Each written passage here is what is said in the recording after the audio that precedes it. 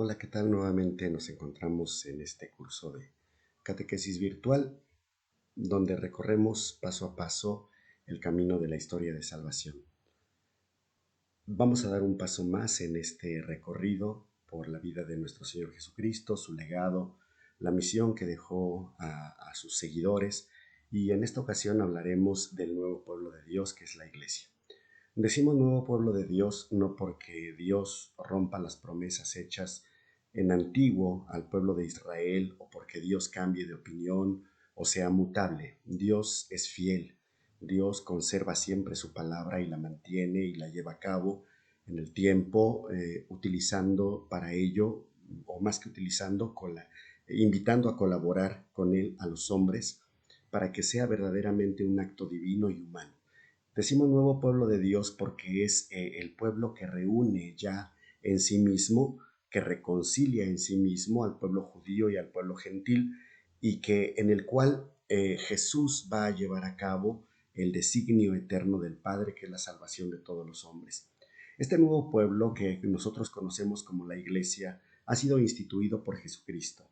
Solamente una iglesia, así como Dios pide al hombre que un hombre se una exclusivamente con una mujer, así de esta manera también Cristo no puede unirse a diferentes pueblos, a diferentes agrupaciones, a diferentes asambleas. Él, el esposo fiel, deberá tener también solamente una esposa, la iglesia. Y nos toca a nosotros, como seguidores del Maestro, buscar cuál es esta iglesia que Cristo instituyó y a la cual nosotros debemos de adherirnos, porque es la que tiene las promesas de salvación, la que tiene la revelación en la palabra, la que tiene los medios de santificación, en la que habita la Santísima Trinidad y que por lo tanto, como Jesús lo indicó, los poderes del infierno no pueden prevalecer sobre ella. Por lo tanto, es nuestra tarea indispensable como buscadores de la verdad encontrar en dónde subsiste esta asamblea que Cristo instituyó, esta familia de los hijos de Dios, y adherirnos a ella, porque en ella es donde podremos encontrar la salvación y así alcanzar el fin último para el cual fuimos creados. Adentrémonos pues en este apasionante, pero no pocas veces contradictorio tema de lo que es la Iglesia, cómo ha sido vista, lo que se espera de ella y cómo nosotros, fieles seguidores de la palabra, fieles seguidores de Jesús, tenemos la necesidad de encontrarnos en ella y trabajar también dentro de ella por la salvación. Iniciaremos como siempre con una oración de arranque de nuestro tema, una oración inicial. En el nombre del Padre, y del Hijo, y del Espíritu Santo. Amén. Señor, te doy gracias por haberme recibido y vivificado en tu iglesia. Quiero permanecer en ella para siempre. Quiero militar en ella hasta mi muerte. Quiero ser un hijo sumiso de tu iglesia. Quiero ver en todo sacerdote al hombre de Dios, al hombre que ha recibido el mandato de decir tu verdad a los hombres y de distribuirles tu vida, de absolverlos en tu nombre y de darles tu cuerpo como alimento. Quiero ver en la jerarquía católica tu presencia continua entre nosotros para ayudarnos a intensificar nuestra fe, a consolidar nuestra esperanza, a practicar nuestro amor. Amén. En el nombre del Padre, y del Hijo, y del Espíritu Santo. Amén. Continuaremos con los objetivos que pretendemos alcanzar de una manera sencilla, pero al mismo tiempo eficaz para nuestra salvación, con este tema que habla acerca de la Iglesia. El primer objetivo que buscamos es conocer los diversos momentos en que puede ubicarse el nacimiento de la Iglesia. Si es que hay un momento, si es que se puede determinar con exactitud en qué ocasión, en qué circunstancias Cristo instituye la iglesia o cómo es que ésta entra en el plan de Dios. Hay algunos momentos privilegiados que se han tomado como punto de partida, atendiendo a diferentes opiniones, y vamos a ver algunos de ellos y vamos a ver algunas otras cosas que nos narra el propio catecismo de la Iglesia Católica y que han creído los padres de la Iglesia desde los orígenes de esta misma hasta nuestros tiempos. Algunos momentos privilegiados, decíamos, son el nacimiento de Jesús, la pasión de Cristo cuando Él muere y el hecho particular de su costado abierto en la cruz, del cual manaron sangre y agua, y el momento de Pentecostés. Hay otros momentos también que podemos considerar y, repito, tomaremos también en consideración, leeremos, conoceremos la opinión y lo que han legado para nosotros los padres de la Iglesia a lo largo del tiempo. Como un segundo objetivo nos proponemos conocer qué es la Iglesia y cuáles son las características que la distinguen. Cuando hablamos de Iglesia aquí nos referimos a la familia, a la asamblea, a la Iglesia instituida realmente por Cristo, sin dejar de decir que hoy en día hay muchas congregaciones que se pueden llamar ciertamente iglesias por lo que la palabra significa, que es una asamblea, asambleas, pero instituidas humanamente, instituidas por personajes concretos que no son Jesús, que de alguna manera muy particular se han separado del tronco de la única iglesia o han nacido de deseos, de ideas muy personales de personajes que a lo largo del tiempo han tenido una visión particular y un interés también particular al fundar organizaciones a las cuales llaman iglesias y que pretenden en un momento determinado ser la iglesia fundada por Cristo, pero que sabemos claramente quién es el fundador humano de estas organizaciones y por ello quedan descartadas como la iglesia fundada por Cristo. Entonces nosotros pretendemos conocer qué es la iglesia que fundó Jesús, cuál era el sentido de esta fundación y pretendemos conocerla justamente a partir de ciertas notas o características que la distinguen de los grupos u organizaciones fundadas por hombres o que se han desprendido del tronco original de la iglesia fundada por Cristo. Como un tercer objetivo vamos a reconocer en la iglesia a la jerarquía, en particular al Papa como un sucesor del apóstol San Pedro y los obispos como sucesores de los demás apóstoles si se encuentran en comunión con el Papa. Vamos a reconocer esta jerarquía, cuál es su importancia, su tarea dentro de la iglesia y también cómo se relacionan con la vida de los fieles o del pueblo en general. Y finalmente vamos a explicar una declaración que a lo largo del tiempo se ha establecido con una visión a veces un poco más tajante, a veces un poco más flexible, no en el entendido de modificar lo que Dios nos quiere decir y lo que Dios quiso darnos a entender con la fundación de su iglesia, sino con una visión más completa a la luz de todas las enseñanzas de la propia iglesia, de la Sagrada Escritura, de los Santos Padres, y es una declaración que recoge todavía en nuestros días el catecismo de la Iglesia Católica, que algunos han pensado en su momento que ha quedado ya fuera del lenguaje católico y que sin embargo, leyendo, y nos vamos a basar en esto, el catecismo de la Iglesia Católica dado a la Iglesia en el pontificado de San Juan Pablo II, llevado a cabo bajo la dirección del entonces cardenal Joseph Ratzinger, posteriormente Benedicto XVI,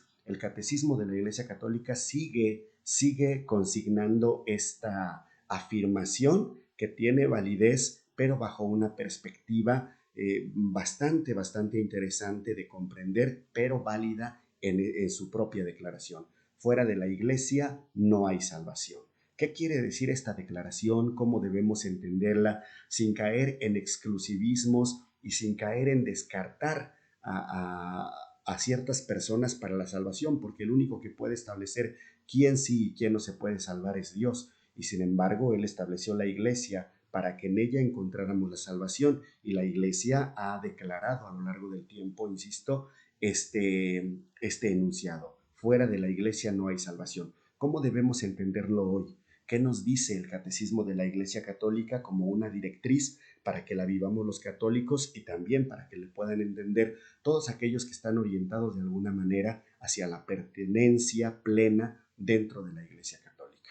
Con esta pequeña introducción, pues vamos a empezar nuestro recorrido por este tema apasionante, por este tema interesante, no con pocas dificultades, pero muy lleno de datos interesantes y de aspectos que nos van a hacer a nosotros enamorarnos más de esta iglesia a la cual pertenecemos por gracia divina y que es nuestro deseo también que continúe su desarrollo y que se siga extendiendo por todo el mundo para que así todos los hombres seamos verdaderamente, según el deseo de Jesucristo antes de enfrentarse a la pasión, que seamos uno solo, como Él y el Padre son uno solo. que seamos un solo rebaño para tener también así un solo pastor. Caminemos pues por este recorrido y empecemos a hablar un poco acerca de esta iglesia fundada por nuestro Señor Jesucristo. En primer lugar, entendemos a la Iglesia como sacramento universal de salvación. Esto nos dice en principio el Catecismo de la Iglesia Católica y lo han declarado a lo largo del tiempo diferentes pontífices, diferentes catequetas, diferentes predicadores, la Iglesia sacramento universal de salvación. Y sin embargo, esta definición queda a veces un poco opacada por ciertas dudas, por ciertas afirmaciones aventuradas y temerarias que algunos otros hacen y por la poca información que tiene el pueblo de Dios, en concreto, pues los laicos que a veces no nos formamos debidamente en las verdades de la fe. Ante este misterio y esta realidad divina y a la vez humana de la Iglesia, surgen a menudo una serie de dudas. Sabiendo perfectamente nosotros por la doctrina que la Iglesia fue establecida por Dios a través del ministerio salvífico de Cristo en el Espíritu Santo, sin embargo, debido a que ella está conformada por personas y en ella prevalece aún todavía el pecado en sus miembros, surgen diferentes interrogantes. Una de ellas, pues primero es, ¿qué es la Iglesia? Porque como ya lo mencionábamos, han surgido a lo largo del tiempo muchos grupos, muchas organizaciones que afirman ser la verdadera iglesia de Cristo, generando así confusión entre los fieles y aún entre aquellos que históricamente han pertenecido a esta iglesia, a la cual nosotros diremos ya en este primer momento, llamamos Iglesia Católica, que es la iglesia fundada por Jesucristo y querida por Dios desde la eternidad. Sin embargo, muchos no tienen claro esto ante la confusión, ante la ignorancia y se preguntan qué es la iglesia. Surge también la duda de, bueno, ¿y para qué sirve la iglesia? Si nosotros podemos acercarnos directamente a Dios, ¿para qué Dios quería o querría haber establecido una iglesia? Surge también otra pregunta que establece, bueno, ¿y cuántas iglesias hay? O a veces se dicen algunas cosas contradictorias como que no hay una iglesia que podamos identificar temporal o espacialmente, sino que la iglesia solamente es espiritual y que se puede pertenecer a ella de una manera espiritual siendo creyentes de corazón y sin necesidad, por así decirlo, de afiliarse a una de estas asambleas, organizaciones que se adjudican el nombre de iglesias. ¿Cuántas iglesias hay? ¿Hay una? ¿Hay muchas? ¿Cuál es la verdadera? ¿Cuál es la válida? Son dudas que surgen de manera natural entre las personas. Nos preguntamos también muchas veces o a veces incluso se llega a afirmar, en todas partes está Dios y lo importante es que nosotros oremos y que queramos conocerlo. Es cierto que en todas las congregaciones está Dios. Es cierto que en todos los lugares donde se habla de Dios, Dios se complace en que se hable de Él de la forma en la que se hace y que se pretenda enseñar una doctrina supuestamente venida de Él. Y la pregunta es, ¿verdaderamente viene de Él? En todas las congregaciones está Dios. En todos los lugares donde se habla de Dios está realmente Él. En todos aquellos que afirman creer en Cristo, en uno o en otra denominación, ¿verdaderamente merecen o merecemos el nombre de cristianos? Surge también en la duda natural a partir de la pregunta anterior de cuántas iglesias hay, si da lo mismo pertenecer a cualquier iglesia, muchas veces también más que como pregunta, como afirmación, diciendo, pues da igual, dicen lo mismo aquí que allá, en todas partes es lo mismo.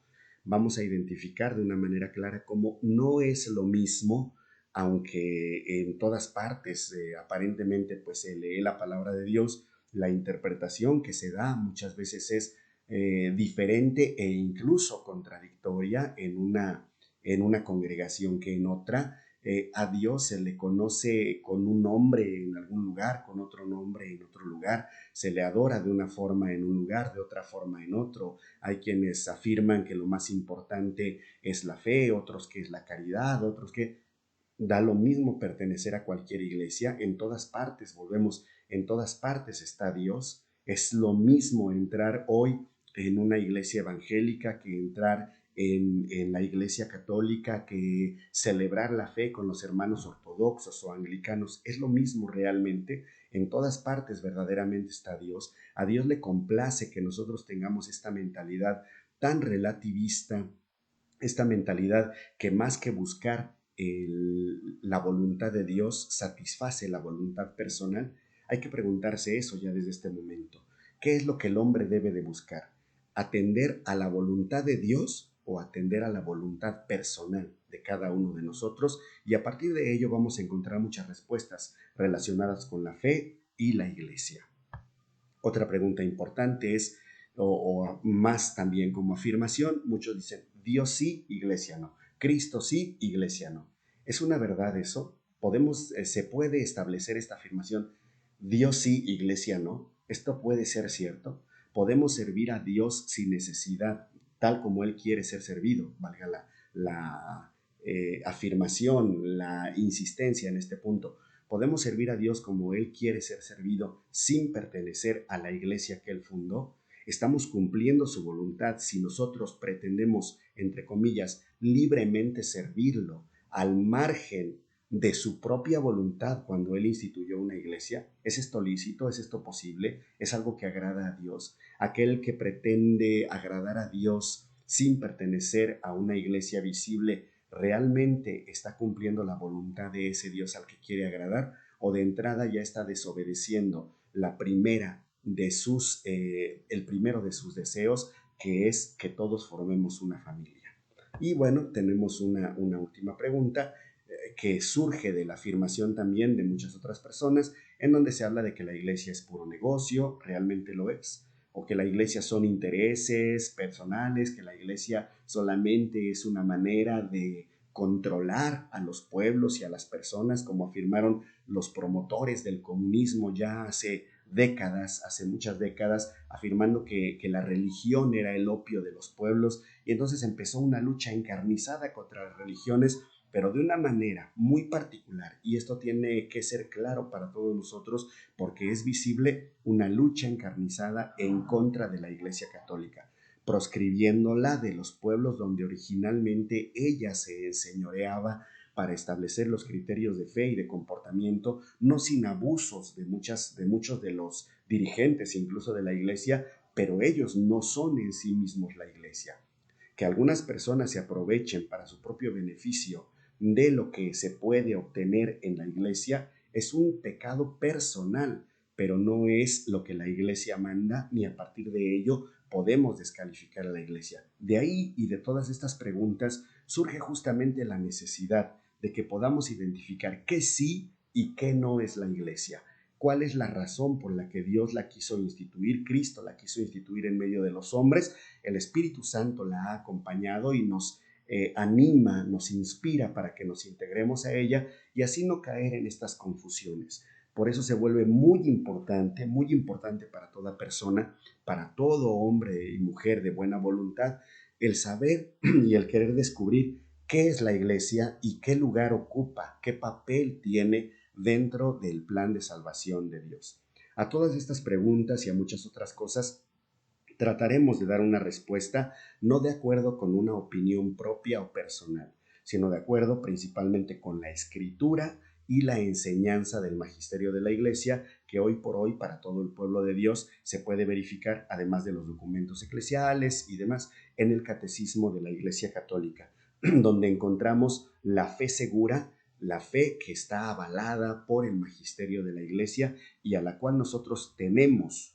No es una cuestión voluntaria, es una cuestión que nos obliga, si queremos llamarnos católicos, vuelvo a repetirlo, tenemos la obligación de adherirnos a esta forma en la cual la iglesia vive la fe. Porque justamente para poder explicarnos la fe es que Cristo dejó a la iglesia. Y es que no acaso cada quien puede interpretar la escritura como mejor le convenga. La respuesta es definitivamente no. De esta supuesta libertad de interpretación de la escritura es de donde han nacido las sectas y ha crecido la división. División que es contraria a la voluntad de Cristo, el cual deseó, antes de enfrentarse a la pasión, en esa oración sacerdotal tan hermosa del capítulo 17 del Evangelio de San Juan, en donde Cristo dice: Padre, que todos sean uno, como tú y yo somos uno. Cristo afirma también en el Evangelio que un reino dividido no puede subsistir. Cuando lo acusan a él de expulsar a los demonios por el poder de Belcebú, dice Jesús que si Belcebú lucha contra sí mismo no puede prevalecer, que un reino que lucha contra sí mismo, que se ataca a sí mismo, un reino que se divide, no puede prevalecer. Entonces Cristo busca la unidad, por lo tanto la unidad debe darse ya en la fe, y por eso es que no podemos interpretar la fe a nuestro gusto, a nuestro contentillo. Para eso Dios, el Señor Jesucristo, el Espíritu Santo, han dejado al magisterio eclesial para que como pastores auténticos instituidos por Él nos guíen. Ya encontramos también en los Hechos de los Apóstoles el pasaje donde un hombre va leyendo las profecías acerca del Mesías que había de sufrir, y entonces el Espíritu Santo inspira a Felipe para que vaya y le hable de la verdad acerca de Jesús. Y cuando Felipe se acerca a donde va este personaje, le pregunta: ¿entiendes lo que vas leyendo? Y este hombre le dice: ¿cómo lo voy a entender si no hay quien me lo explica? Bueno, de una manera muy rápida, Felipe le explica el misterio acerca de Cristo y este hombre se hace bautizar.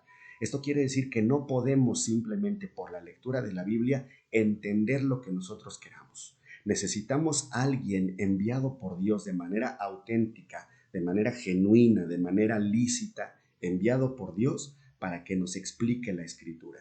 No es tarea de cualquier laico explicar la Escritura.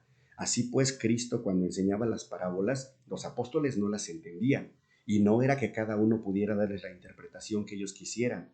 Posteriormente, y Cristo como auténtico maestro les explicaba a los apóstoles las palabras, las parábolas, para que no quedara duda de lo que él quería enseñar. Cristo, sabiendo que tenía que regresar al Padre, deja entonces el magisterio para que ellos, los apóstoles y sus sucesores, nos guíen a nosotros en el entendimiento de la verdadera fe, y así no haya diferencias de interpretación y se conserve la unidad. Sin embargo, el demonio, que siempre está atento para contravenir a la voluntad de Dios y para destruir su obra, siembra en el corazón de los hombres la soberbia, la duda, la vanagloria, la maldad, y esto ha generado la división, de la cual hablaremos también un poquito más adelante. Empecemos entonces la importante tarea de tratar de entender qué es la iglesia y por qué es tan importante que nosotros nos adhiramos a ella.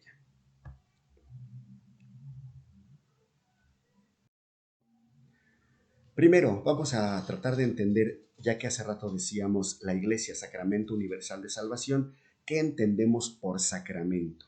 Tomado del Catecismo de la Iglesia Católica en su número 774, leemos: la palabra griega mysterion ha sido traducida en latín por dos términos, mysterium y sacramentum. En la interpretación posterior, el término sacramentum expresa mejor el signo visible de la realidad oculta de la salvación, indicada por el término mysterium. En este sentido, Cristo es Él mismo el misterio de la salvación.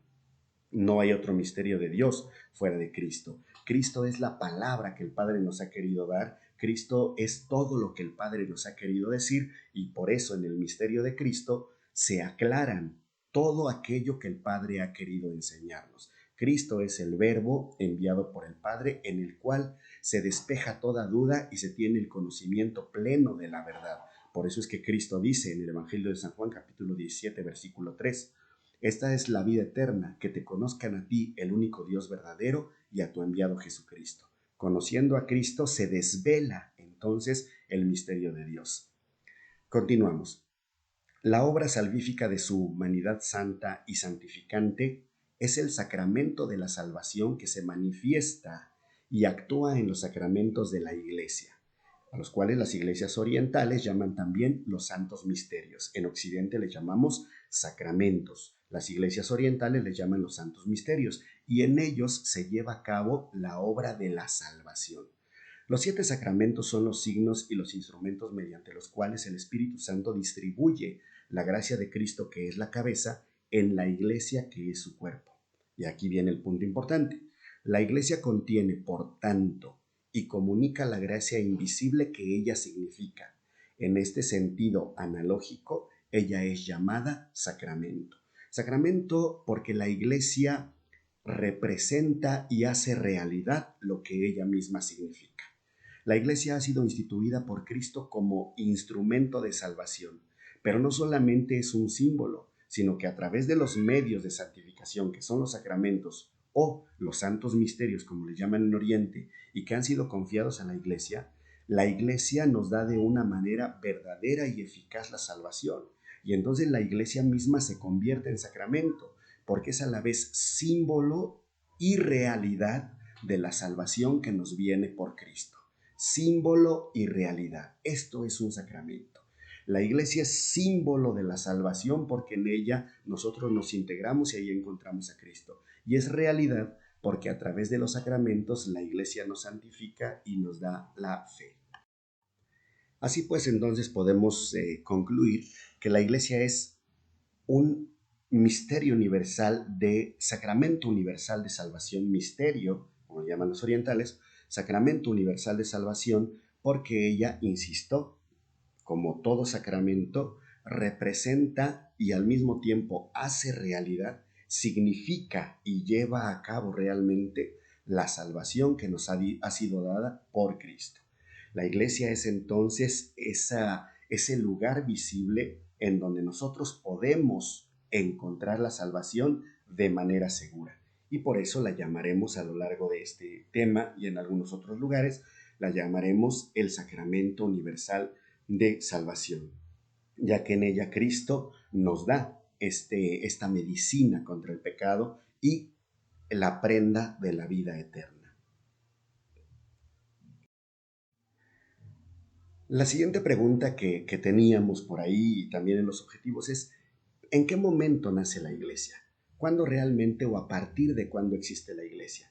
Hoy hablamos de más de 20 siglos de la iglesia, más de 2000 años de la iglesia. Pero ¿cómo podemos ubicar realmente el nacimiento de la iglesia? Si bien se sitúa el nacimiento de la iglesia en el acontecimiento de Pentecostés, que es el que más se menciona, que la iglesia nace en Pentecostés, porque a partir de ahí la iglesia inicia su misión de predicar el evangelio a todos los hombres, arranca la tarea apostólica, también podemos decir con toda razón que la iglesia nace juntamente con Cristo, ya que Cristo es el primer católico y los padres afirmaron desde la antigüedad, desde los primeros siglos de la iglesia, que donde está Cristo está la iglesia. Entonces la iglesia pudo haber nacido juntamente con Cristo Jesús, ya que en él se verifica la realidad misma de la iglesia y Cristo es el primer católico, tanto porque viene para todos los hombres como que para todos también ha traído la salvación. También podemos situar el nacimiento de la iglesia en el misterio de la cruz. La liturgia proclama en sus textos, dice, del costado de Cristo dormido en la cruz nació el sacramento admirable de toda la iglesia, por el simbolismo de la sangre y el agua que purifica, que salva, que libra de la muerte. Entonces, también en este momento se puede situar el nacimiento de la iglesia e incluso hay quienes ubican el nacimiento de la iglesia en el pasaje de Mateo, capítulo de San Mateo, capítulo 16, versículos 18 y 19, donde Pedro proclama el mesianismo de Cristo. Y Jesús le contesta diciéndole, yo a mi vez te digo que tú eres Pedro y sobre esta piedra edificaré mi iglesia, los poderes del infierno no podrán contra ella, y entonces Cristo le da a Pedro las llaves del reino. También ahí, a la orilla del mar de Galilea, con esta proclamación solemne de Pedro como roca firme en la cual va a descansar la iglesia, también se podría establecer el nacimiento de la iglesia.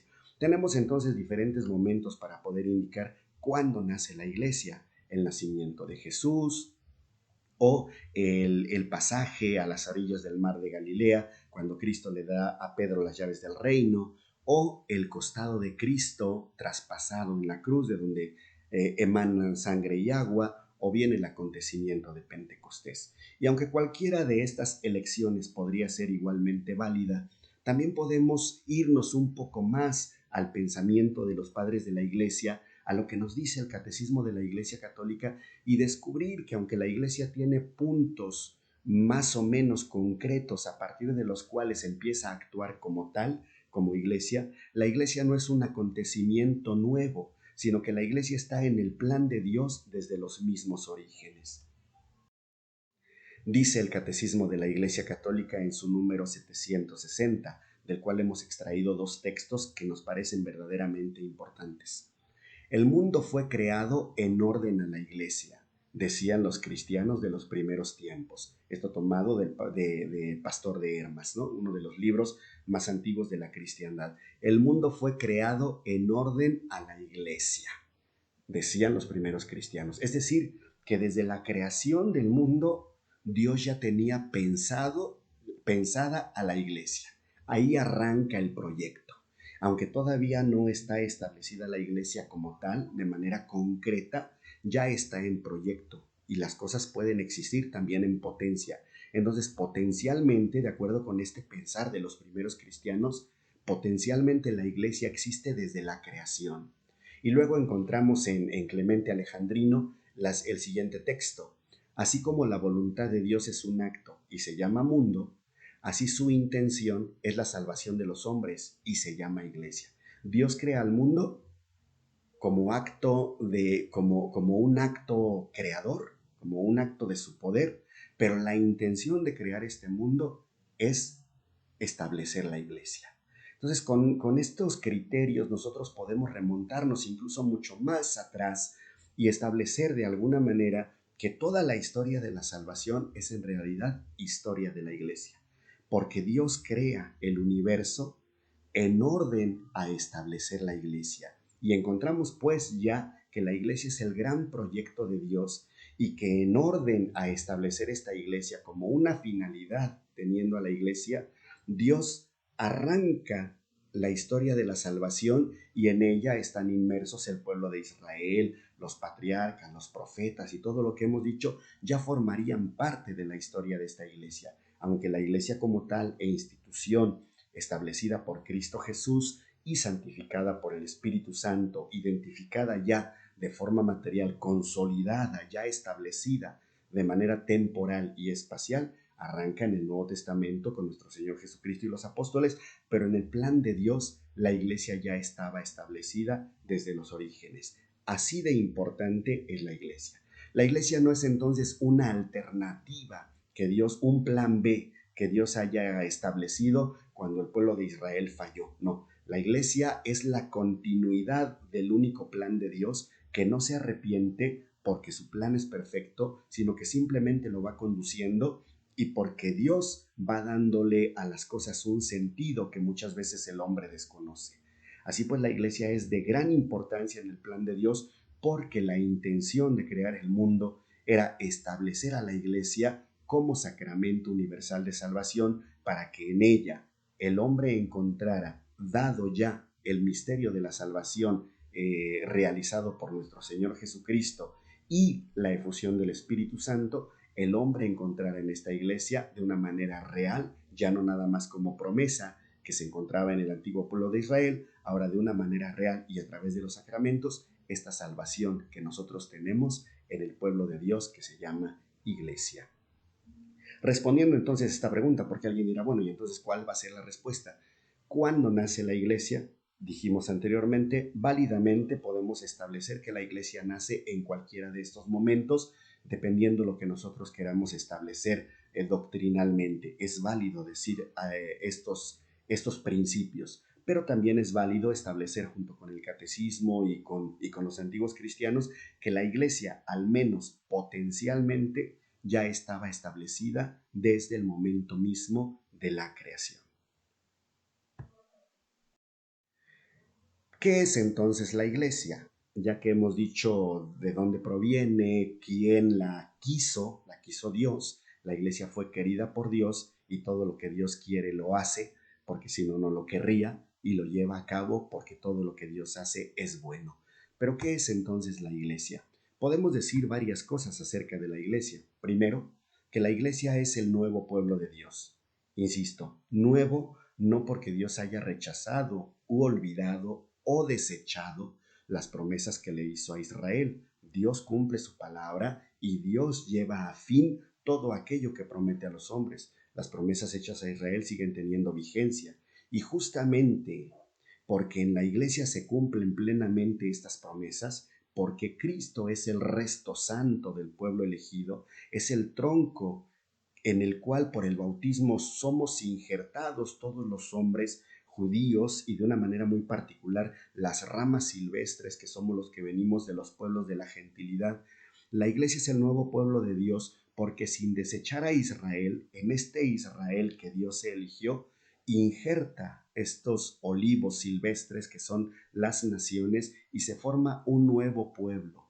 No nuevo en el sentido de diferente al original, sino nuevo en la realidad. Ya no es ahora solamente el pueblo de la promesa, sino el pueblo de la plenitud y de la realización en él de todo lo que Dios había anunciado al pueblo judío. ¿En quién se cumple todo esto? En Cristo Jesús. Y por eso dirá San Pablo, ahora ya no hay diferencia entre judío y griego, diríamos nosotros, entre hombre y mujer, entre blanco y negro, entre rico y pobre, porque todos somos convocados a este único y nuevo pueblo de Dios, que es la iglesia, y que abriga en su seno a todos aquellos que quieren alcanzar la salvación, sean judíos o gentiles, y que en ellos, en este pueblo se lleva a cabo la plenitud y el cumplimiento de todas las promesas hechas al pueblo de Israel como descendencia de Abraham. Así que los judíos que se integran a la iglesia no deben de sentirse traicionados por Dios, sino al contrario, amados de una manera especial por Dios, porque justamente Él es el que nos trae la salvación por medio de Cristo Jesús, que es la plenitud de las promesas mesiánicas y del pueblo de Israel.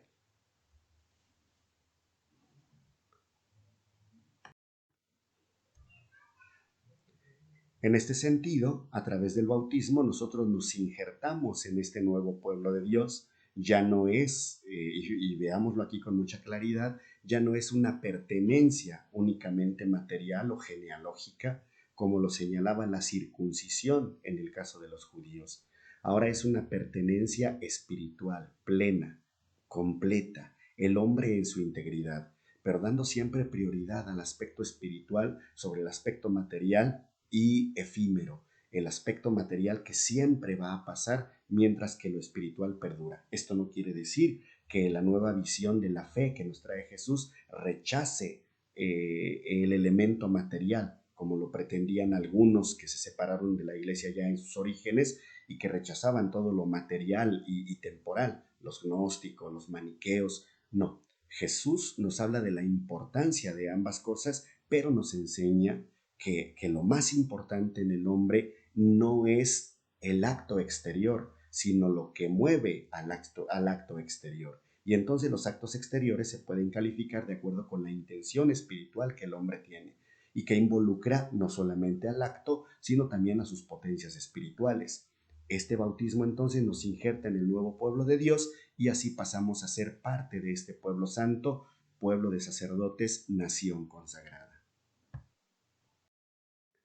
La iglesia es, además del nuevo pueblo de Dios, también es el cuerpo místico de Cristo, porque todos quienes hemos sido regenerados por el bautismo participamos misteriosamente de la vida de Cristo Jesús, que nos alimenta con su carne y con su sangre, nos comparte su misión para llevarnos también al reino del Padre, pues donde está la cabeza conviene que estén también los miembros. Nosotros participamos de la misión de Cristo. Él quiso hacer partícipes a los hombres de su propia misión, enviando a los apóstoles a predicar, dándoles a los apóstoles el poder de perdonar los pecados, dándole a la iglesia los sacramentos para la salvación. Cristo no tomó para sí solo el misterio de la salvación, quiso asociar eficazmente a los hombres y por eso es que la iglesia, unida perfectamente a nuestro Señor Jesucristo como sacramento universal de salvación, la iglesia es el cuerpo místico de Cristo para que junto con el Jesús histórico, con el Cristo divino, el Verbo encarnado, la segunda persona de la Trinidad, Cristo, cabeza, e iglesia, cuerpo, formemos el Cristo total, en el cual el Padre se regocija, al cual le infunde el Espíritu y seamos todos todo en nuestro único Dios verdadero. Y finalmente también la iglesia, además de ser el nuevo pueblo de Dios, el cuerpo místico de Cristo, la esposa de Cristo, la iglesia es también templo del Espíritu Santo. La iglesia es templo del Espíritu Santo, dice el Catecismo de la Iglesia, porque a este Espíritu de Cristo, como a principio invisible, ha de atribuirse también el que todas las partes del cuerpo estén íntimamente unidas. ¿Cómo es que nos mantenemos unidos a Jesucristo? Por el poder del Espíritu, tanto entre sí como con su cabeza, su excelsa cabeza, nos mantenemos unidos entre nosotros los cristianos y nos mantenemos unidos a Jesús para formar una totalidad, el Cristo total, a través del poder del Espíritu Santo, puesto que está todo en él, la cabeza, todo en el cuerpo, todo en cada uno de los miembros. El Espíritu Santo hace de la iglesia el templo del Dios vivo. Si el mismo Espíritu anima a la cabeza, que es Cristo, y la palabra Cristo, Mesías en hebreo, significa ungido, y si nosotros por el bautismo recibimos también al Espíritu Santo, y si el Espíritu Santo es uno solo, y Cristo y nosotros tenemos el mismo Espíritu, Cristo y nosotros somos uno, y por lo tanto el Espíritu Santo y el Padre vienen a ser su morada en nosotros, Cristo habita en nosotros y nos convertimos entonces personal y eclesiásticamente en cuerpo, en templo vivo del Espíritu Santo. Repito, en templo vivo del Espíritu Santo, templo de la Trinidad, templo de Dios. Por eso Cristo dice que no es importante el templo material. Destruyan este templo y yo lo reconstruiré en 3 días, cuando señala al templo de Jerusalén, porque no es importante, no es tan importante la construcción material como es importante la construcción del templo espiritual que somos los creyentes, los verdaderos adoradores en espíritu y en verdad que Cristo quiere para su Padre Dios, para Él, para el Espíritu Santo. Este espíritu es como la masa que amalgama a todos los fieles entre sí y nos une a Cristo para formar una unidad. Por eso toda obra que promueve la división, toda obra que promueve la dispersión es contraria al Espíritu y no viene de Dios. De Dios viene la unidad y en esa unidad, en ese único templo en donde Dios quiere habitar, debe ser un templo santo y conformado por el querer, por el obrar, por la voluntad y la libertad de cada hombre que se entrega plenamente a su Dios. La iglesia es, pues, entonces, pueblo nuevo de Dios, cuerpo místico de Cristo, esposa de Cristo, templo del Espíritu Santo, templo de la Santísima Trinidad, familia de los hijos de Dios. ¿Qué nos dice la Biblia acerca de la iglesia? No podemos dejar detrás el dato bíblico. Y hemos tomado aquí esta imagen para poder ya ir identificando esta iglesia de la que hemos estado hablando de una manera impersonal, ya poder establecer claramente de qué iglesia estamos hablando. El dato bíblico que encontramos en el Evangelio de San Mateo, capítulo 16, desde el versículo 13 hasta el versículo 19, nos dice lo siguiente. Tras llegar Jesús a la región de Cesarea de Filipo, hizo esta pregunta a sus discípulos. ¿Quién dicen los hombres que es el Hijo del Hombre? Ellos respondieron, unos que Juan el Bautista, otros que Elías, otros que Jeremías o uno de los profetas. Él les preguntó, pero vosotros, ¿quién decís que soy yo? Simón Pedro contestó, tú eres el Cristo, el Hijo de Dios vivo. A esto replicó Jesús, bienaventurado eres Simón, hijo de Jonás, porque no te ha revelado esto la carne ni la sangre, sino mi Padre que está en los cielos. Y yo a mi vez te digo que tú eres Pedro, y que sobre esta piedra edificaré mi iglesia, y las puertas del Hades no prevalecerán contra ella.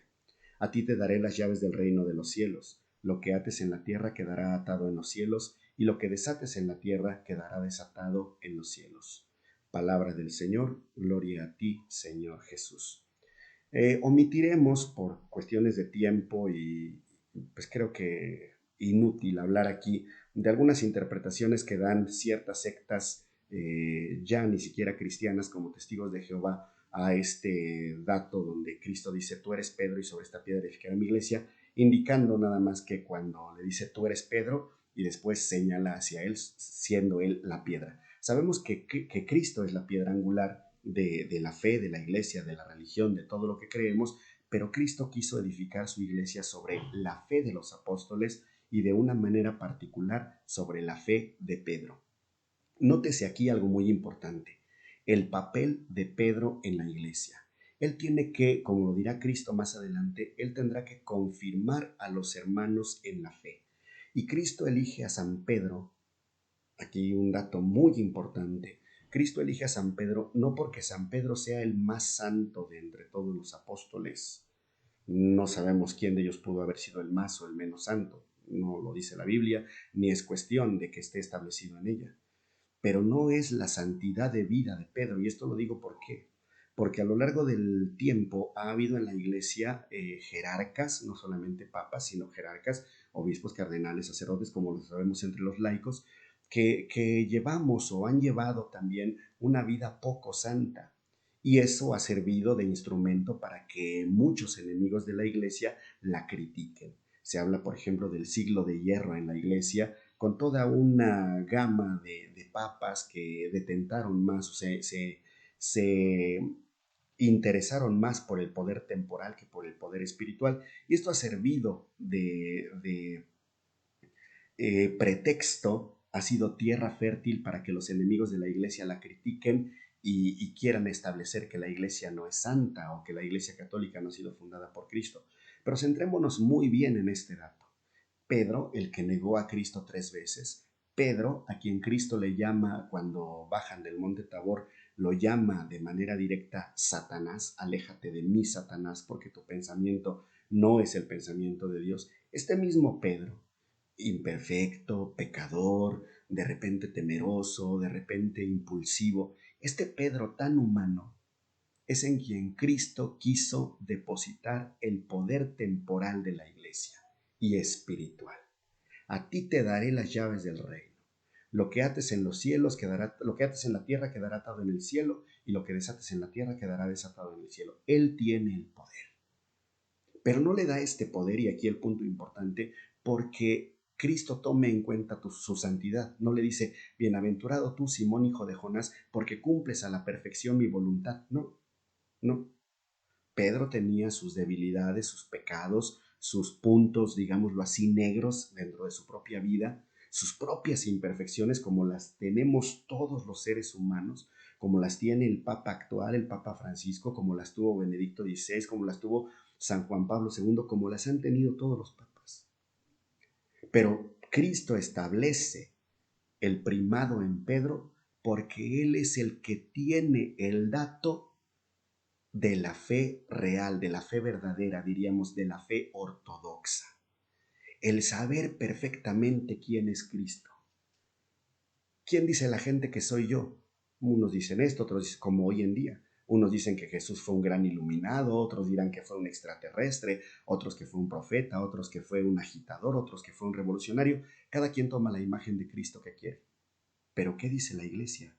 Que Cristo es el Mesías, el Hijo de Dios vivo. La iglesia conserva este dato que Pedro ya estableció por primera vez de manera espontánea y contundente a las orillas del mar de Galilea.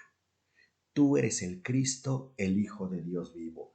Dichoso tú, Simón, hijo de Jonás. Esto no te lo ha revelado ni la sangre ni la carne, sino mi Padre que está en los cielos. Y por esa fe ortodoxa, firme, contundente, por esa fe recta, Cristo le dice, tú eres Pedro, el símbolo de la piedra, la roca, aquella que no puede ser destruida por las inclemencias del tiempo. Tú eres roca, tú eres Pedro.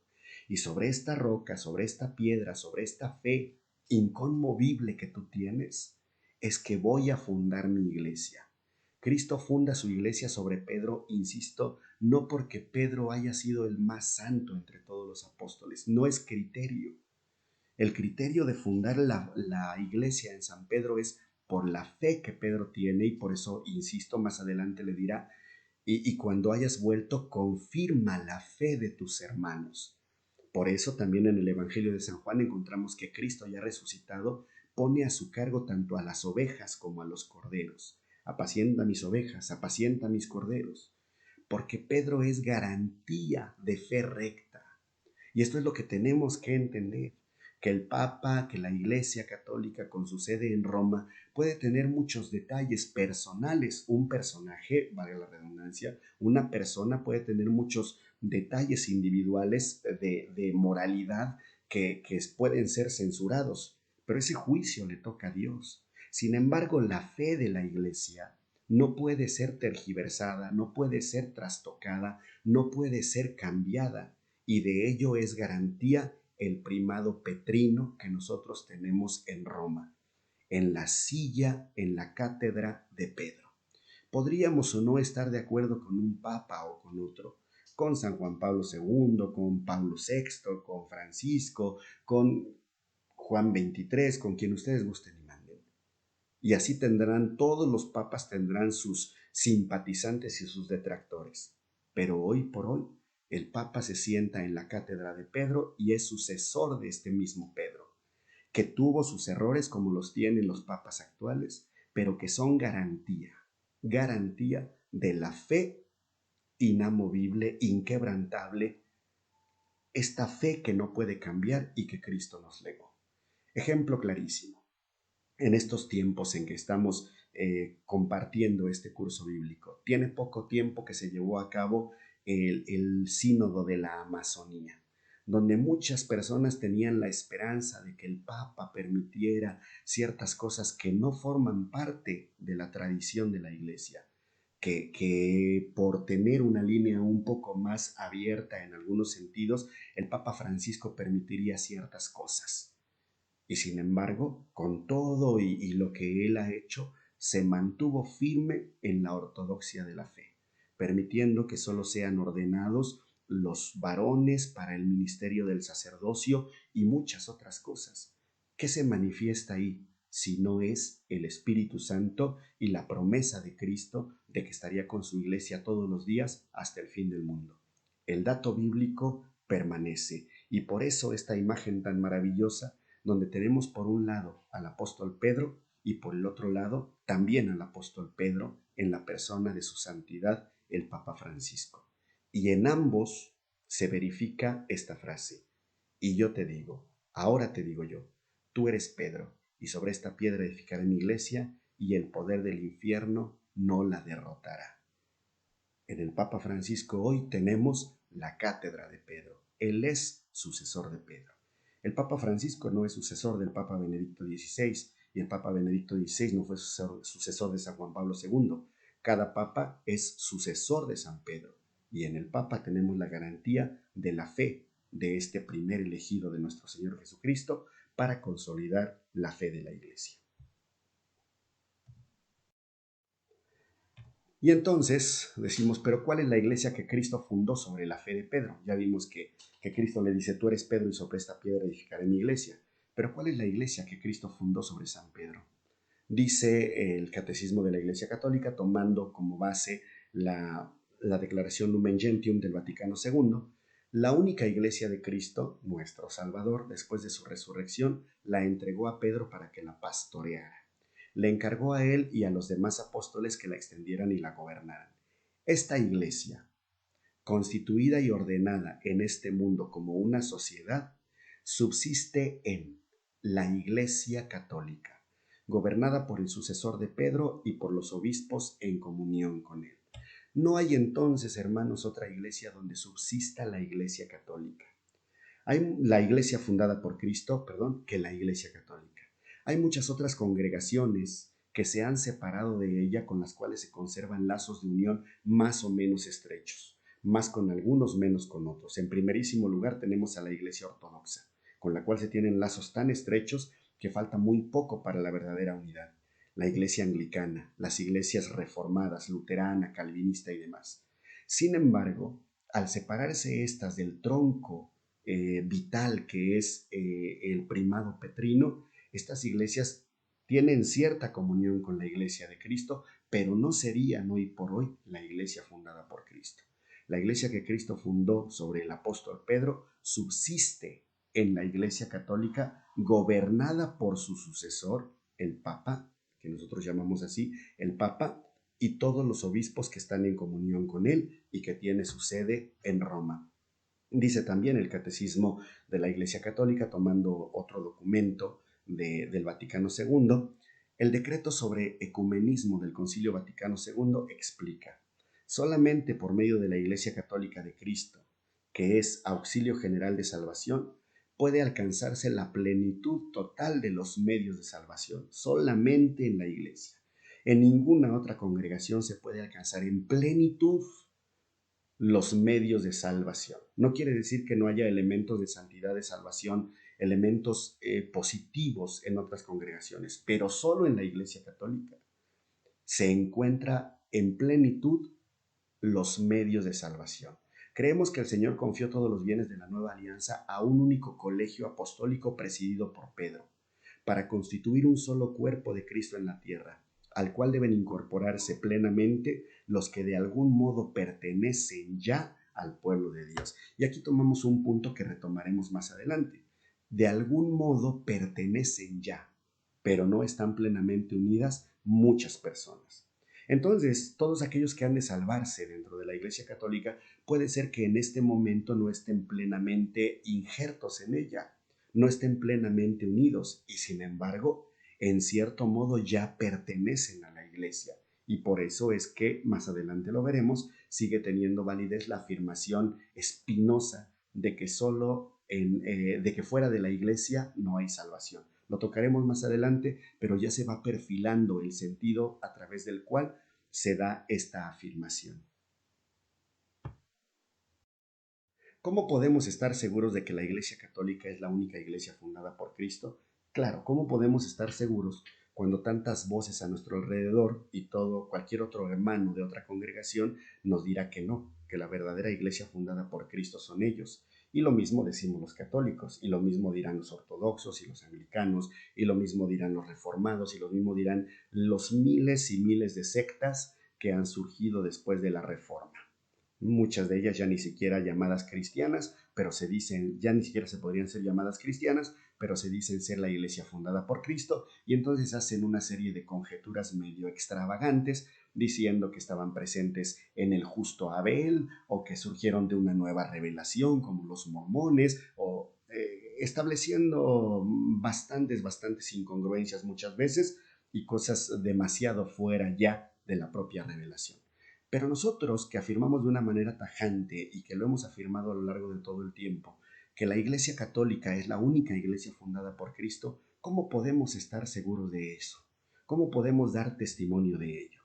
Tenemos evidentemente la sucesión apostólica, criterio primordial a través del cual podemos decir que nosotros podemos remontarnos desde el Papa Francisco hacia atrás y llegar hasta San Pedro sin ninguna interrupción. Pero además de esto, la iglesia que Cristo fundó posee 4 características que solo encontramos en la Iglesia Católica. Características que no adquirió la Iglesia por sí misma o que no tiene ella porque ella las haya establecido, sino que son las características con las cuales Cristo quiso instituirlas. La Iglesia que Cristo fundó es una. Primera característica de la Iglesia. ¿Por qué decimos que la Iglesia es una? Que la Iglesia es santa, que la Iglesia es católica, católico quiere decir universal, palabra griega, y por qué decimos que la Iglesia es apostólica. Estas son las 4 notas que Cristo quiso darle a su Iglesia, las veremos brevemente cada una de ellas, pero repito, estas 4 características que Cristo le dio a su Iglesia no las tiene la Iglesia por sí misma, no las adquirió ella, no se las adjudicó de manera unilateral o personal. Estas características Cristo mismo se las dio al constituirlo. Es decir, la Iglesia no es una santa católica y apostólica porque ella quiera. La Iglesia es una porque Cristo la quiso una. Cristo la quiso santa. Cristo la quiso católica y Cristo la quiso apostólica. No vienen estas características de la voluntad del hombre, sino de la voluntad de Cristo. Y por eso, si Cristo la quiso así, tenemos que buscar aquella congregación en la cual pervivan estas 4 características y entonces diremos, esta es la iglesia que Cristo fundó. Si yo estuviera en la búsqueda de una mascota y yo por mascota quisiera un perro de estatura mediana, blanco con manchas negras, entonces solamente podría ser mi mascota aquel animal que tuviera estas características. Perro de estatura mediana, blanco y con manchas negras. No podría ser un gato de color gris y pequeñito, ¿no? Porque no es lo que yo quiero. Así entonces, cualquier congregación que no tenga las características queridas por Cristo para su iglesia, no puede ser la iglesia de Cristo. Por más que se busquen argumentos, por más que se afirme a contracorriente que lo es, si no tiene estas 4 características, no lo puede ser. Y nosotros decimos que la Iglesia Católica, la Iglesia fundada por Cristo, la Iglesia que tiene su sede en Roma, es una. La iglesia es una porque tiene su origen en el Dios uno y trino, Padre, Hijo y Espíritu Santo.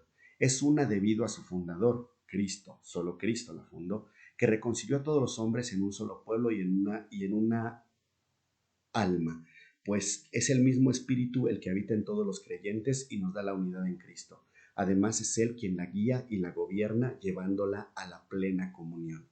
Las principales manifestaciones de la unidad en la Iglesia Católica son la profesión de una misma fe. En la Iglesia Católica no puede haber disensión de fe. Yo no puedo creer diferente de lo que cree otro de mis hermanos católicos. Si así fuera, uno de los dos estamos en el error. Pero ¿quién estaría en el error? Uno o los dos, dependiendo. Si uno de ellos está fuera de lo que la Iglesia afirma, de acuerdo con la Sagrada Escritura, la tradición y el magisterio eclesiástico, si uno afirma lo mismo que afirman estos tres elementos, está en la verdad. El que afirme lo contrario está fuera de la fe. Pero todo católico tiene que tener la misma fe, no así los protestantes. Por ejemplo, según el principio de la libre interpretación que tienen ellos de la Sagrada Escritura, y que por eso han surgido miles y miles de divisiones. En la Iglesia Católica no. En la Iglesia Católica se profesa o se debe de profesar una misma fe. Que no profesa la fe común, entonces, aunque se llame católico, en realidad, aunque se llame católico de manera nominal, formalmente no lo es, porque no profesa la fe que profesa toda la Iglesia.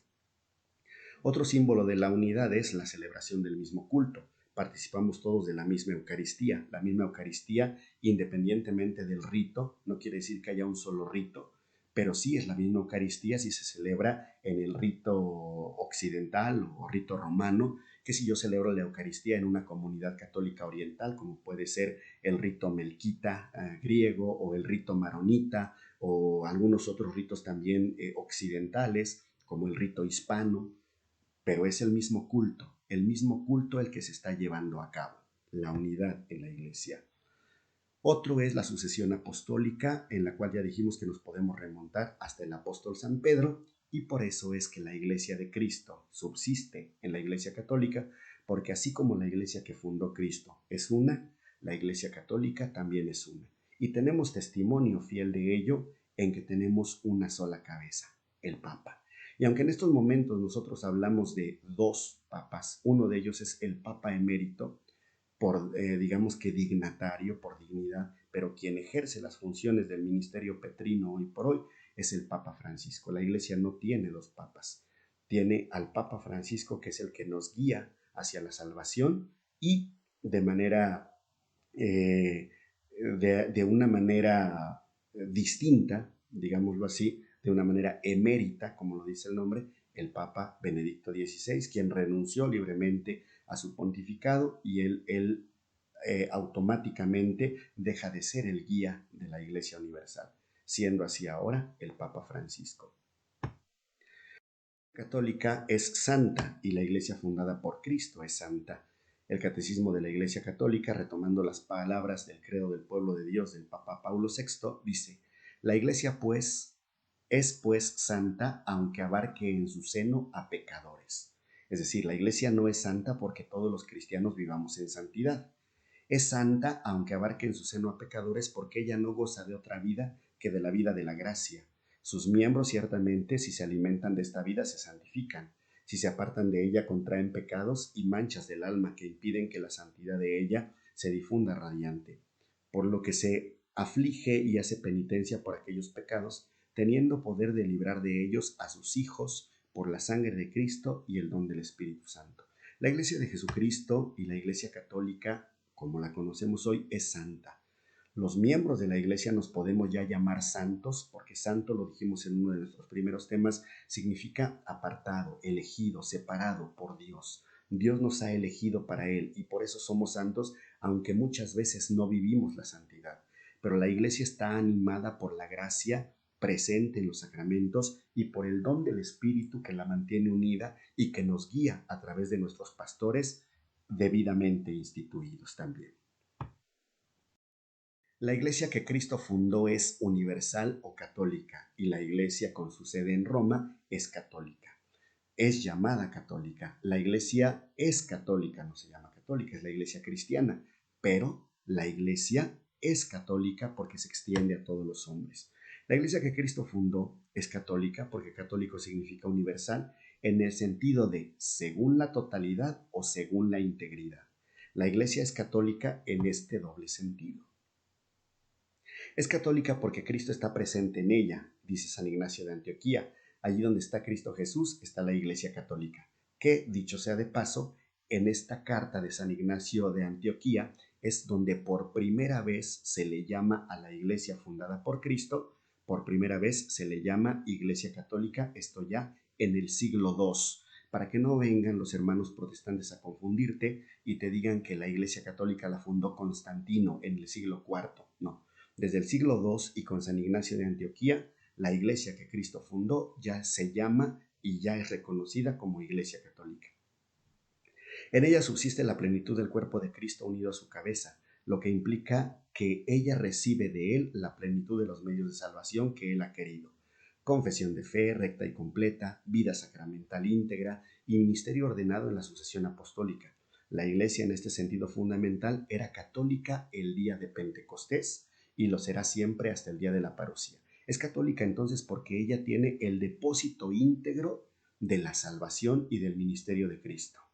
Ella posee la vida sacramental, la confesión de fe, todo lo que Cristo nos quiso dejar lo tiene la iglesia. Y por eso es católica, según la integridad, porque tiene todos los dones necesarios para la salvación.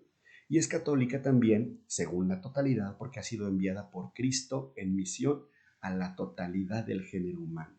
Es católica porque está abierta a todos los hombres de todos los tiempos y de todas las naciones, y es católica porque contiene en sí misma todo el ministerio de salvación que Cristo quiso entregarle. Tomado esto del Catecismo de la Iglesia Católica, nuevamente en sus números 830-831. La Iglesia fundada por Cristo es apostólica. Y tomaremos aquí el Catecismo de la Iglesia Católica en su número 857, que dice: la Iglesia es apostólica porque está fundada sobre los apóstoles, y esto en un triple sentido. Hay tres razones por las cuales la Iglesia es apostólica. El primero, fue y permanece edificada sobre el fundamento de los apóstoles, testigos escogidos y enviados en su misión por el mismo Cristo. Cristo fundó su Iglesia sobre los apóstoles y ellos son los pilares que hoy la siguen sosteniendo. La fe que nosotros hoy profesamos es la misma fe que profesaron y difundieron los apóstoles elegidos por Cristo. La Iglesia es apostólica porque guarda y transmite, con la ayuda del Espíritu Santo que habita en ella, la enseñanza, el buen depósito, las sanas palabras oídas a los apóstoles. A esto en la doctrina le llamamos la tradición apostólica.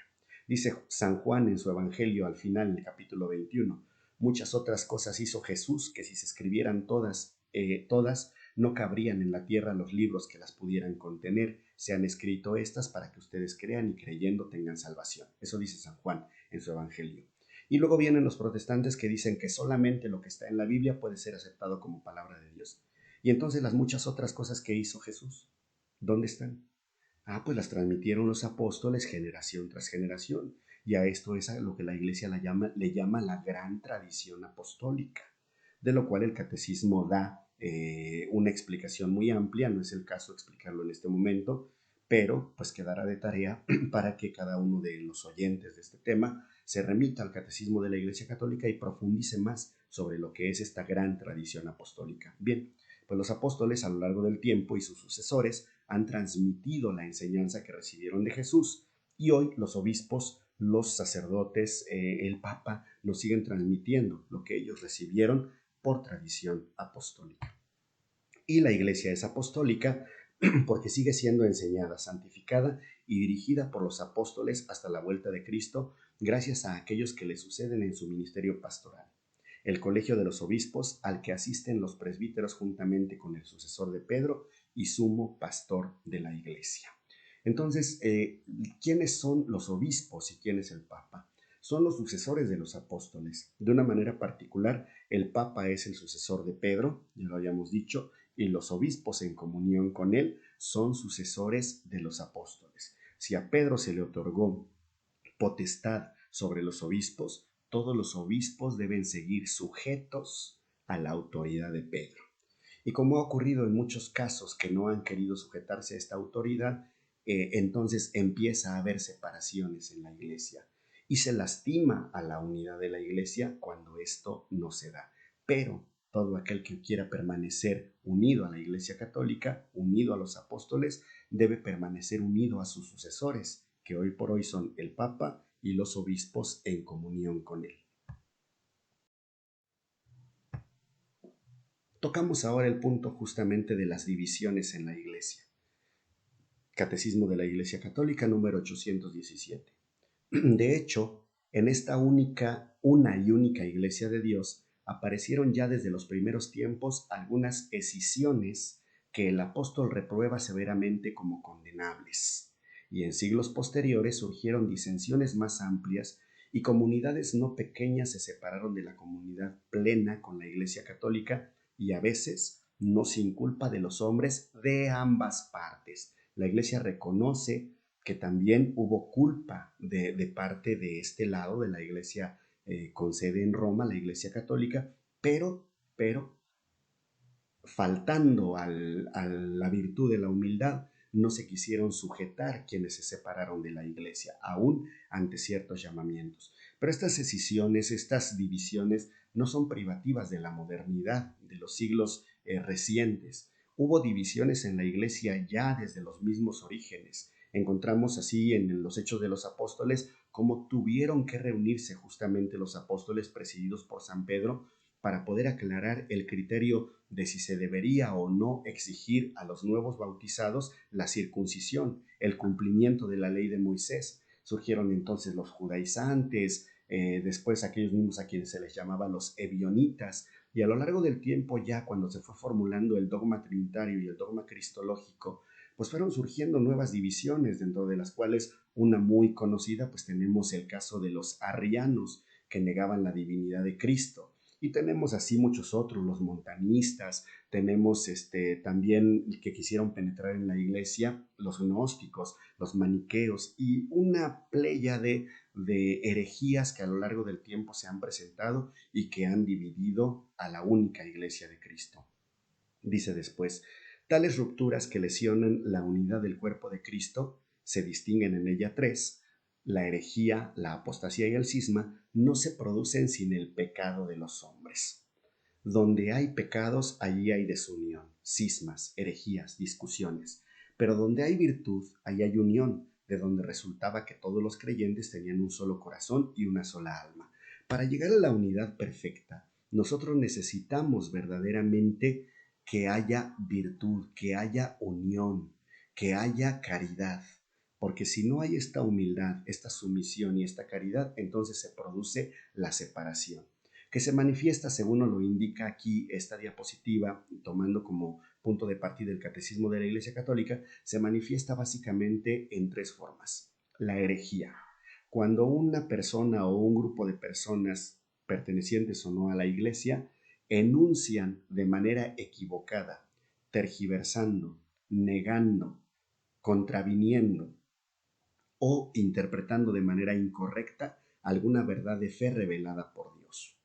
Si Dios nos ha revelado su naturaleza trinitaria y alguna secta o alguna persona niega la divinidad del Padre o del Hijo o del Espíritu Santo, eso es una herejía.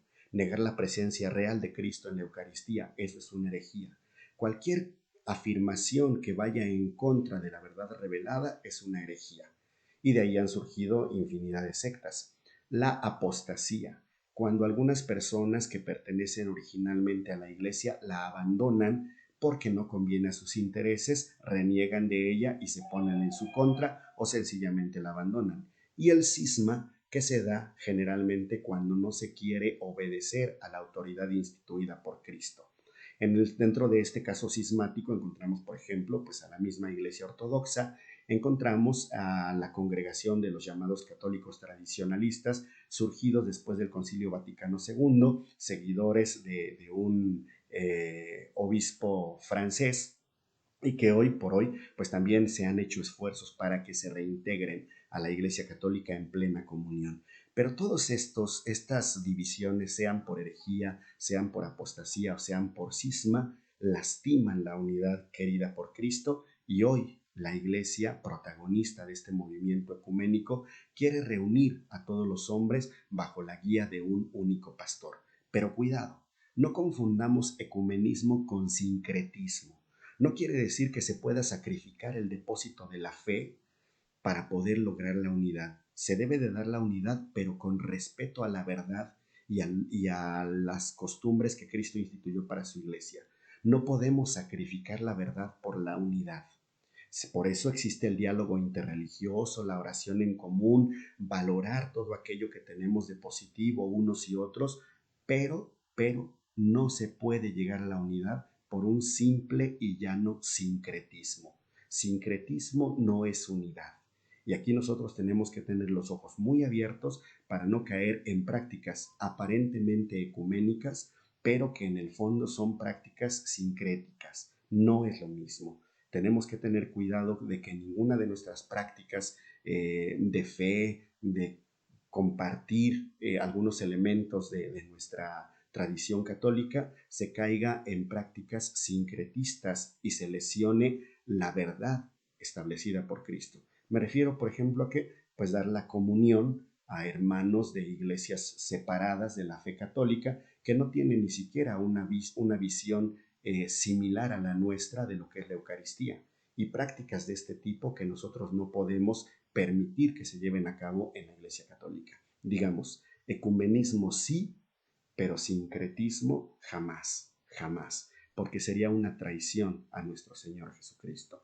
¿Qué podemos hacer entonces? Orar continuamente para que solamente el Espíritu Santo, que es quien puede hacerlo, toque los corazones de los hombres y regresen a esta su casa, que es la Iglesia Católica. Es una tarea que excede los esfuerzos de los teólogos, de los pastores, de la jerarquía de la Iglesia, y que solo puede traernos el Espíritu Santo. Oremos constantemente para que así sea.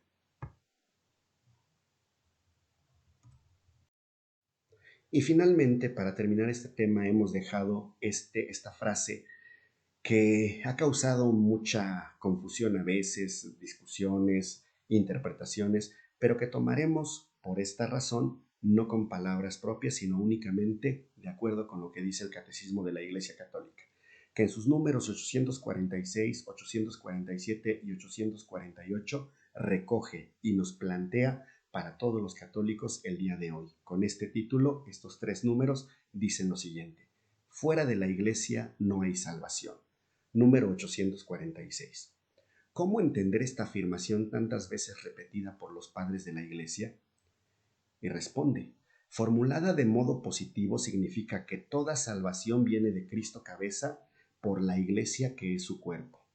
Toda la salvación viene por Cristo a través de la Iglesia, no hay otra forma. El Santo Sínodo, basado en la Sagrada Escritura y en la tradición, enseña que esta iglesia peregrina es necesaria para la salvación. Cristo, en efecto, es el único mediador y camino de salvación que se nos hace presente en su cuerpo, en la iglesia. Él, al inculcar con palabras bien explícitas la necesidad de la fe y del bautismo, confirmó al mismo tiempo la necesidad de la iglesia, en la que entran los hombres por el bautismo como por una puerta. Por eso, no podrían salvarse los que sabiendo, fíjate bien, hermano, no podrían salvarse aquellos que sabiendo que Dios fundó por medio de Jesucristo la Iglesia Católica como necesaria para la salvación, sin embargo, no hubiesen querido entrar o perseverar en ella. Si una persona sabe que Cristo fundó la Iglesia para la salvación, es consciente de ello, y está fuera y no quiere entrar, o está dentro y se quiere ir, no se puede salvar. No lo digo yo, lo dice el Catecismo de la Iglesia. Por eso no podrían salvarse los que, sabiendo que Dios fundó por medio de Jesucristo la Iglesia Católica como necesaria para la salvación, los que sepan esto y sin embargo no quieran entrar o no quieran permanecer en ella, no podrían salvarse. Número 847. Esta afirmación no se refiere, sin embargo, a los que sin culpa suya no conocen a Cristo y a su iglesia. Si no ha habido misión en muchos lugares, la gente por ignorancia, porque no le ha podido ser dado a conocer el misterio de la salvación, no conoce a Dios, no tienen la culpa. Por eso dice el catecismo. Esta afirmación no se refiere a ellos, a los que sin culpa suya no conocen a Cristo y a su iglesia. Los que sin culpa suya no conocen el Evangelio de Cristo y su iglesia, pero buscan a Dios con sincero corazón e intentan en su vida, con la ayuda de la gracia, hacer la voluntad de Dios, conocida a través de lo que les dice en su conciencia, pueden conseguir la salvación eterna. Entonces se pueden salvar.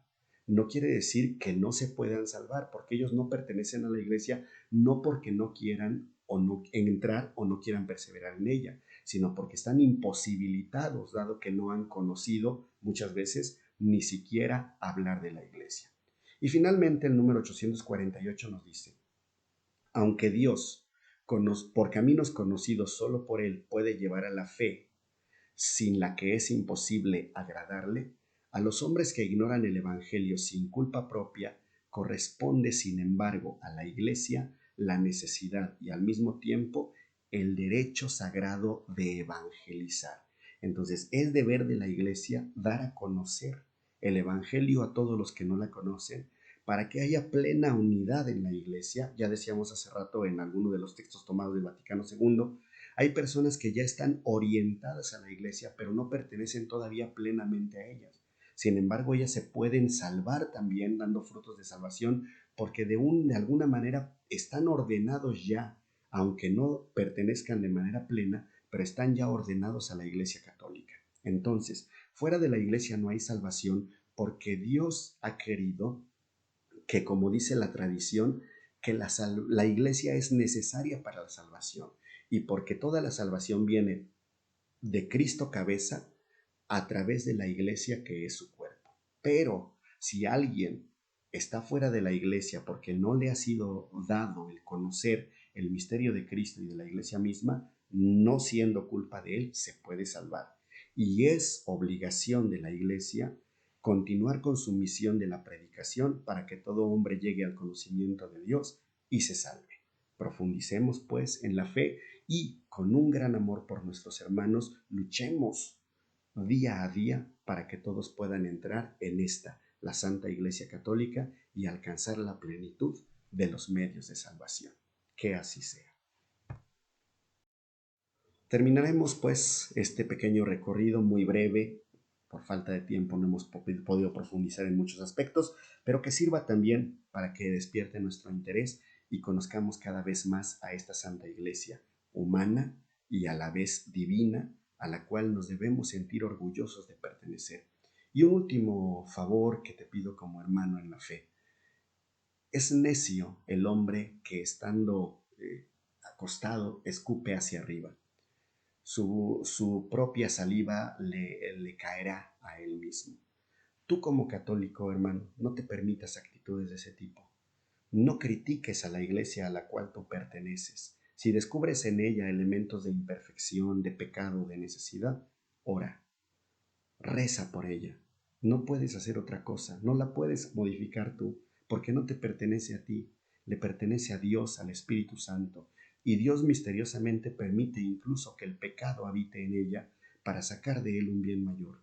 A nosotros como siervos de Cristo, servidores de Él dentro de esta gran familia que es la Iglesia, nos corresponde orar continuamente para que se mantenga santa. Y no puedes pedirle santidad al clero, a las religiosas, a los ministros, a los que realizan una actividad en la iglesia, si no la tienes tú mismo. Lucha por tu propia santidad y ofrécele a Dios continuamente oraciones y sacrificios por la santificación de nuestros pastores, especialmente de aquellos que tienen cargos más importantes dentro de la iglesia en el orden a que son más visibles, y de ellos depende que la santificación de los miembros se lleve a cabo. Reza por el Papa, reza por los obispos. Si tienes un sacerdote que no da testimonio fiel de su ministerio, reza mucho por él, platica con él, ofrécele a Dios tu comunión, tu oración, tu penitencia por este sacerdote, por este obispo, por este papa, para que así todos podamos ser santos. Pero no te permitas jamás criticar, ni para ti, y mucho menos para quienes no creen en la iglesia, criticar a tus propios pastores.